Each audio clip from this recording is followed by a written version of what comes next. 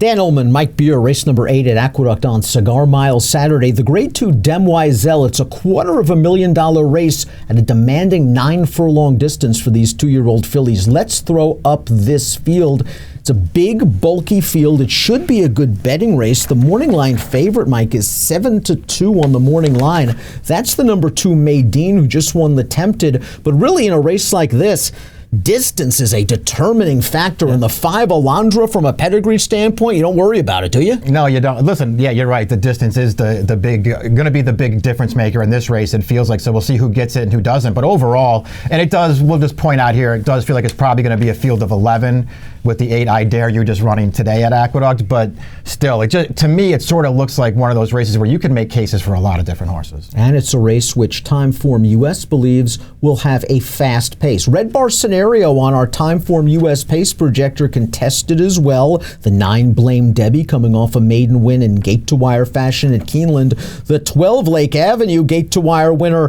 last time out in a maiden race at Belmont. These 2 horses expected to make the front. Miss Marissa not too far behind. I think the pace will be solid. I'm not sure it'll be blazing. And we'll see what these guys decide to do. I mean, Lake Avenue, yeah, she wired a field last time, but she basically walked to the front in there against just 3 other horses. But unfortunately for her, she drew a terrible post. So maybe Alvarado just got to come out of there running. A horse that drew a great inside post position is the number 1, 50 Shades of Green. And she has shown the ability to pass horses in the stretch. Could be valuable in a race with a fast-paced scenario. Let's watch 50 Shades of Green's maiden win at Monmouth. This is a filly bred to relish 2 turns. She's by Bernardini out of a Touch Gold mare. And she just runs by these 2 pace setters on the outside. Nice professional performance for John Service, who's got another bullet working to her leading up to this race. I thought she ran well in here. I'm not sure this was the strongest maiden race in the world, but she ran well in here. Just sort of kept her in that 3 or 4 wide trip all the way around the track. You saw the way she finished it off there. The distance is no problem for her. She's got a great post here. I just like the way she's sort of improving with every race, Dan, and she did it there, and maybe she can do it again here. Formulator fact 450 Shades of Green's trainer, John Service, past 3 years, 2-year-old last out maiden winners on dirt, 11 for 19, and a $5.33 ROI. Service knows where to place these horses, and again, a good inside post position. Your morning line favorite, the tepid one at that, 7-2 on the 2 Maiden, winner of the Tempted Stakes last time out, going a 1-turn mile. We turn into the stretch. Maiden made an early 4-wide move on the turn, so she lost a lot of ground around the turn. We see her looking at the stands a little bit late to change leads. She just did right there, and once she does, she puts this field to bed pretty quickly. I like the way she finished this race off in the last furlong. Really ran right through the wire in here. I think it's also worth noting the horse that she's leaving behind in this race, Power Move, is not bad at all. It was an impressive debut winner for Shug.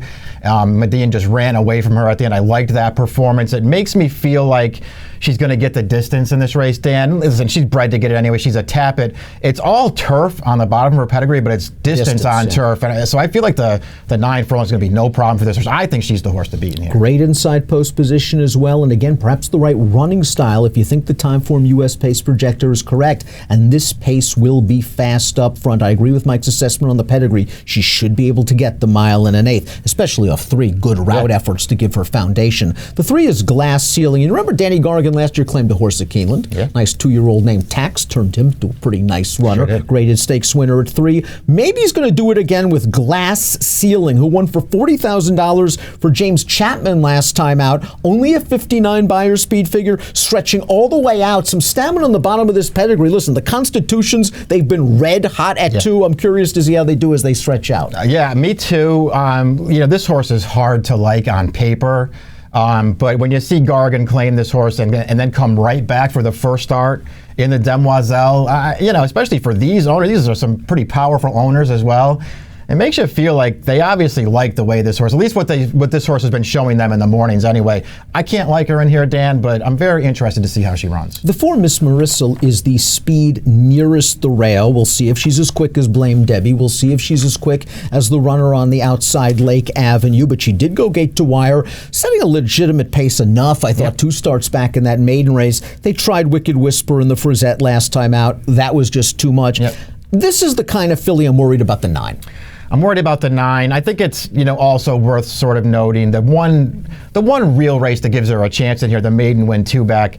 she was just riding the goldest of gold rails in there. Just really took advantage in there. She was sort of exposed last time in the Frisette. I thought she was hard to like, but maybe they just go on ascend in this race. Mayden's your morning line favorite, not far behind, and I wouldn't be surprised if Alondra, the 5, ends up the post-time favorite for Shug McGahee. She's 4-1 on the morning line. She won a very fast maiden race, going 7 furlongs at Saratoga. Came back in the Alcibiades for her first start around 2 turns, and remember, she went gate to wire at Saratoga. We expect her to be sitting mid-pack, where British Idiom pretty much was in the early stages of the Alcibiades. She ended up getting so far back, she had no chance to win. She did pass some horses in the stretch. Now she's going to have to deal with about a 2-month layoff leading up to this race, but I think she got a lot out of the Alcibiades. She's going to run in the stretch. That's how I looked at it, too. You know, it's funny because when you watch the Alcibiades, especially backing up to Maiden where she showed sort of surprising speed, she broke fine with the field in that race, but they just took her back and decided not to go forward with her that day. All in all, I feel like, in retrospect, you can say, pretty good learning experience for her. She was way out of it. She was actually running at the end of that race. I think it sets her up well for a race like this, and she's just got tons of pedigree on the bottom to go along. First time against open horses for the 6th Critical Value, a New York bred that is a nose away from being undefeated from 3 lifetime starts. She successfully stretched out to a 1-turn mile in this race, the Maid of the Mist last time out at Belmont, and she basically was perched 3 wide on the backstretch off the leaders, made a 3-4 wide bid on the turn. She makes the lead very easily in the stretch. We see her maybe lose a little bit of focus when she changes back to her left lead. She has been working very quickly for Jeremiah Engelhardt leading up to this race. I have a little bit of concern about the 1 1/8 of her, but I like her tactical speed. Irad takes the mount. 8-1 on the morning line's fair. Nothing to knock about what she's done so far. We'll see if she stretches out, and we'll see how she handles what is a step up in class for her. She was fine in that race. The way that she won it probably looks like she should have been favored in there, which she was not. We'll see if she stretches out there. I don't love her, but I'm not way against her. The 7 Jara or Hara goes out for John Service, as does the rail horse 50 Shades of Green. This one was placed first via disqualification. We'll show you why at Laurel on November the 8th. This is another daughter of Constitution. She's the gray, and she's kind of in between horses. She's stretching out to a mile for the first time. She seems a little bit reluctant to go through this hole. She's ending up going to run a little bit, and she's going to end up being bumped. Buyer speed figure only came back a 58, but I like the determination she showed in the stretch, kind of grinding it out. Makes me think maybe she'll handle a little extra distance. Yeah, and it did sort of feel like the kind of situation that used to get bumped there right at the end. The situation where I think you're right, up there in mid-stretch, just didn't really look like she wanted to come through that hole. Once she got more room, she ran at the end of the race. She's too slow on paper to be a major factor in this race, but you know, we'll see if Service can get her to take a step forward. And we have seen Service get these young horses to improve, as we see from another formulator fact. Past 3 years, 2-year-old dirt routers in graded stakes, 30%, 352 ROI. As Mike mentioned, the 8 I Dare You ran on Thursday afternoon. Unlikely to run back in this spot, so we'll move over to the 9. Blame Debbie, now with Graham Motion. This horse made a really nice adjustment to 2-turn racing last time out at Keeneland. Let's throw up the video. 2nd lifetime start, stretching out 3 furlongs.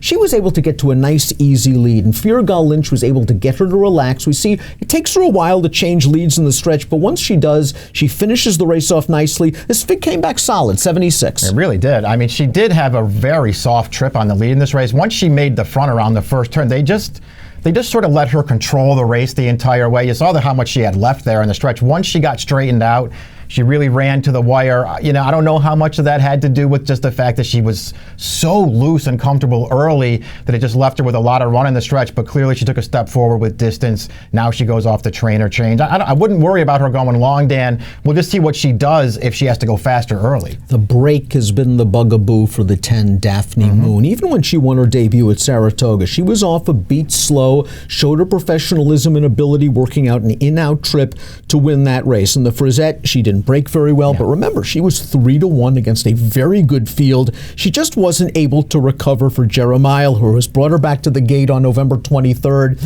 She's got to at least have more time going 1 1/8 to recover if she doesn't break very well. I think she's got some talent, and the fact that she was able to put together a couple of 72 buyer speed figures, I think bodes well for her in the future, if not on Saturday. I agree. Listen, there's a lot working against her, it feels like, in this race, but she has run pretty, I mean, I really liked her debut. I thought she ran really well in that race. I'm not going to be too hard on her for the Frizette. I think there's a lot of upside here. We'll see what kind of price she is. Water White, the 11, finished only a length behind Maiden when that one broke her maiden 2 starts back at Belmont. Rudy Rodriguez put blinkers on. She was 4-5 at the Big A, going a mile, and let's see what happens with Water White. The first 6 furlongs I thought was beautiful. She got a great ride from Manny Franco. She broke well. She eased right on back into the pocket. Yeah. She angled 3 wide. Manny was looking around like he was going to win by open lengths, and they turned to the stretch here, and right now she is life and death, and I'm just not sure whether she's losing focus, whether she's waiting on horses, whether she doesn't want the distance. Maybe. It was a solid pace if you believe Timeform US. Real fast pace in front, but she's all out to win this race. Makes me worry about the 1.125. I think it's really interesting Rudy takes the blinkers off. Yeah, I mean, it just sort of looked like, you're right that the pace was solid, but the horses that she was struggling to pass were the horses who were in front of her. It just looked like she was maybe hanging a little bit in that race, which, could be a concern. Her race 2 back against Maiden was good. She was no match for Maiden in that race, but she still ran well in that race. This is a pretty interesting horse, especially if she's going to be double-digit odds like the morning line suggests. She has to do better than she did last time, but I don't see why she can't do that. And this is a pretty interesting horse. You mentioned Power Move, who finished second to Maiden last time out in that race at Aqueduct, the one-turn race that tempted. Power Move beat Lake Avenue in her career debut. Now, we know Bill Mott likes to take his time with these fillies. She's so beautifully bred. You knew 7 would be okay, especially against the field she ran against. In a short field against 3 other horses, she's 3-10. She got to an easy lead, but this is how you want them to win. You want them to win under wraps, drawing away from their hapless, overmatched rivals, earning a big buyer speed figure to boot with an 83. It's really up to the jock to figure out how is Junior going to deal with this outside post. To be honest with you, I would just come out running. I would too. Listen, there's plenty to like about what this filly's done. She ran really, really well first time out. Obviously took the step forward you wanted to see in this race. Yeah, she was beating nothing. Yeah, she got absolutely loose on a relatively slow pace, but as you said, that's how you want them to win it. She clearly has talent. Post 11, it seems like it's going to be post 11. Is no bargain going 2 turns for the first time, but this filly can run. Let's take a look at our top picks for the Grade 2 Demoiselle Stakes. Maiden is the favorite. We'll try to beat her. Alondra's your top pick. Has the pedigree, has the connections, should get the setup, proved herself against some good horses last time out in the Alcibiades. She ticks a lot of boxes. Does the layoff worry you at all? Not really for me. I trust Shug. Yeah, I was actually heartened by the fact that Shug, who ran her in the Alcibiades, is now going to come back in the Demoiselle, because I felt like after the Alcibiades, we might not see her again as a 2-year-old. So the fact that he comes back and runs here, I think that's a good sign for her. And again, I just feel like she probably got a lot, in retrospect. It was disappointing to watch her in the Alcibiades be so far out of the race and then only running too late. But in retrospect, it probably sets her up pretty well going forward. I wouldn't take too short a price on her in this race, but if she's going to be around the 4-1, I think that's a fair price. Now, you made a point that maybe you didn't think you were going to see her after the Alcibiades, but I think a lot of folks were thinking, why not the Breeders' Cup Juvenile Fillies? And the way that race ran from a pace standpoint, maybe Alondra could have made British Indian run a little bit. Were you surprised that Chuck didn't run her their ship all the way out there? No, I wasn't surprised at all that he didn't run her there, and I'm a little surprised that he's running her here, but I think it's a good sign. 11 Water White's going to be a big price in here, and yes, she has to step up as she steps around 2 turns for the first time, but she's earned figs. 80-79 in her last 2 races, not too far behind your big morning line favorite, 7-2, not big, but morning line favorite Maiden, 2 starts back. Maybe she hung a little bit last time out. I'm going to trust Rudy knows what he's doing, taking the blinkers off. I think Water White, at least at a price, is somewhat interesting. I want to use a lot of the 12 as well. I really love that maiden win. Mike's going 6-2-1 and 5-2-1 and 12. I'm going 11, 12, 6 and 9. Grade 2 Demoiselle. These 2-year-old fillies perhaps taking their first step on the road to the Kentucky Oaks. Approximate post time 3:13 Eastern. Best of luck.